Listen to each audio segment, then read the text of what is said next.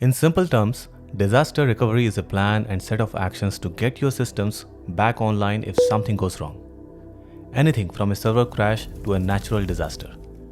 At its core, disaster recovery is about minimizing downtime and data loss so your business can keep running with as little disruption as possible. Cloud providers like AWS operate massive data centers across various regions, and this makes it easier and often cheaper to distribute your infrastructure and backups across multiple locations. In a traditional on-premises setup, you would need multiple physical data centers, which can cost a lot and takes time to maintain. With the cloud these days, you can quickly spin up resources in different regions. So if one region faces an outage, you can fail over to another. In this video, we are going to explore exactly how disaster recovery works, why it is crucial for any organization, and the best practices to follow. We'll also walk through practical real-life examples so you can see how these strategies apply in day-to-day operations. So let's get started.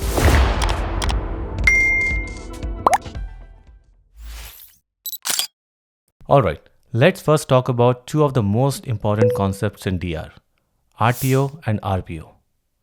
These are like the North Star for building a solid DR plan. They help you figure out how fast you need to recover and how much data you can afford to lose if something goes wrong. First up, RTO or Recovery Time Objective. Think of RTO as your time limit for getting things back up and running after a disaster. It's the maximum amount of downtime your business can tolerate before things start to hurt, whether that's lost revenue, unhappy customers, or operational chaos.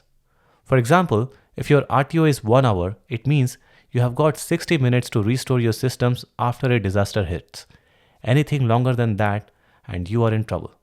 So RTO is all about speed, how quickly you can bounce back. Now let's talk about RPO or Recovery Point Objective. This one is a bit different. RPO is all about data loss. It's the maximum amount of data measured in time that you can afford to lose. Think of it like this. If your RPO is 15 minutes, it means you're okay with losing up to 15 minutes worth of data. After that, that loss becomes too painful. So RPO is really about how frequently you are backing up or replicating your data. The shorter the RPO, the more often you need to back up or replicate. So imagine you're running an e-commerce site and your RTO might be 1 hour because you can't afford to have your site down for longer than that without losing customers. And your RPO might be 5 minutes because losing more than 5 minutes of ordered data would mean missing out on sales and frustrating your customers. So in this case, your DR plan needs to ensure that your site is back online within an hour and you are not losing more than 5 minutes of data. The key takeaway, RTO is about time to recovery and RPO is about data loss tolerance. Together, they help you build a solid DR plan that's tailored to your business needs. And remember, the tighter your RTO and RPO are, the more robust and potentially costly your DR solution will need to be. So it's all about finding the right balance for your business. Alright, let's talk about failover and fallback.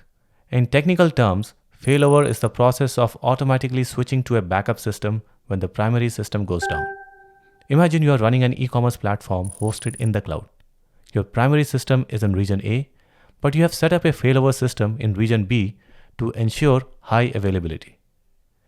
Now, a well-designed failover system would continuously monitor the health of your primary application in region A, and key metrics like server response time, error rates, and uptime are tracked in real time. For example, if the primary server's response time spikes above a threshold of say 500 milliseconds, or if it becomes unreachable, the system detects a failure. And once a failure is detected, the system automatically triggers the failover process without any human intervention. And this can be done using a traffic management system or say a load balancer configured for failover. For example, if you are in AWS, Route 53 detects that region A is down and immediately reroutes all incoming traffic to the backup system in region B. DNS records are then updated to point to the backup system in region B, and users are automatically redirected to the backup system without any disruption. For example, a customer trying to access www.bytemark.io is seamlessly routed to the backup servers in region B, and they can continue shopping without even realizing that there was an issue. Now, the backup system in region B has up-to-date data thanks to real-time or near real-time replication from region A. For example, in AWS, Amazon S3 buckets, or a database replication tool ensures that data is consistent across regions. Order placed in region A are replicated to region B within seconds, so no data is lost during the failover. Once the primary system in region A is back up and running, Fallback ensures that everything switches back smoothly. This means rerouting traffic, syncing data, and making sure the primary system is fully operational again. Data changes made during the failover are synchronized back to the primary system. Fallback is just as important as failover because it ensures that your primary system is back in charge and your backup system is ready to step in again if needed.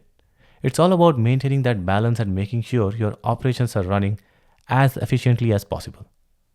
Now, speaking of disaster recovery options, let's take a look at this snapshot of different disaster recovery strategies from AWS.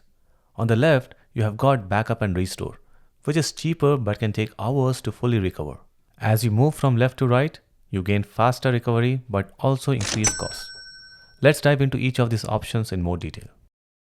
Backup and restore is the simplest DR strategy, where you regularly back up your data and applications, but you're not running anything in the standby mode. If a disaster strikes, you retrieve everything from those backups. Think of it like saving a copy of your important files on an external hard drive and only plugging it in when you really need it. It is super simple to set up and cost effective because you only pay for storage. However, recovery can take a while. It will have longer RTO and RPO, and you might need manual intervention to restore everything. Backup and restore is great for non-critical systems or archival data, stuff where a little downtime or data loss won't hurt too much. In pilot light strategy, a minimal version of your system, like a database or core application, is always running in the cloud. So if disaster strikes, you scale it up quickly to full capacity. So it basically has faster recovery than backup and restore, and cheaper than running a full duplicate system. However, you'll need to scale up after a disaster, which takes some time. It is perfect for systems where you need moderate recovery times or RTO and can tolerate a bit of data loss. Standby is when a scaled down version of your primary system is always running in the cloud, so that you can switch to it quickly if needed. It has a faster recovery than Pilot Lite because less scaling is required, so it has minimal downtime and data loss. However, it costs more than Pilot Lite since you're running more resources. It is ideal for systems with low to moderate RTO and RPO requirements, where you need things back up and running pretty quickly. And finally, hot standby or active-active. This is the gold standard. This is the VIP of DR strategies. You have a fully redundant system running in parallel with your primary system. If the primary goes down, the backup takes over instantly. No downtime, no data loss. It is near zero RTO and RPO and has a seamless failover. Users won't even notice there was a problem. However, it is expensive to implement and maintain because you are essentially running two full systems. It is best for mission-critical systems where even a minute of downtime or data loss is unacceptable. Think of e-commerce platforms or banking systems. It all comes down to your RTO, that is how fast you need to recover, and RPO, how much data loss can you tolerate. If you're tight on budget and can handle some downtime, start with backup and restore. If you're running a mission-critical system, go for hot standby. And if you are somewhere in between, Pilot Lite or warm standby might be a sweet spot. Now, having a DR plan on a paper is great, but it's not much use unless you are sure it actually works. That's where ongoing monitoring and regular testing come in. Let's talk about monitoring first. You want to keep a constant watch on your infrastructure, things like server health, network latency, and database performance. This can be as simple as setting up alerts when certain metrics go out of range. Or it can be more advanced, like using real-time dashboards to spot issues early. The goal is to catch small problems before they turn into full-blown disasters.